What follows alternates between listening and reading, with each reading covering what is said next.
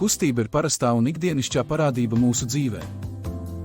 Bērni šūpojas šūpolēs, brauc riteņbraucējs un lidmašīna uzņem augstumu. Visās šajās situācijās novērojams kustības, kurām ir noteikts virziens jeb trajektorija un ātrums. Trajektorija – tā ir līnija, pa kuru ķermenis pārvietojas. Parasti pieņemam, ka trajektorija ir taisna, taču trajektorija var arī nebūt taisna. Varbūt vēl trakāk, bet par to kādu citu reizi. Savukārt ātrums ir tas, cik ātri kustība notiek. Ikdienu mēs bieži sastopamies ar nepieciešamību zināt ātrumu, tā skaitlisko vērtību.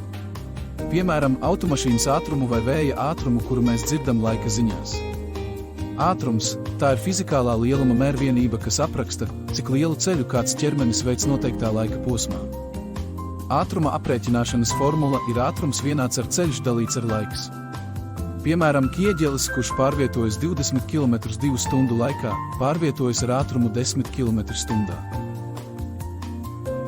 Aprēķinot un salīdzinot ātrumu, ir būtiski, lai mērvienības būtu vienādas.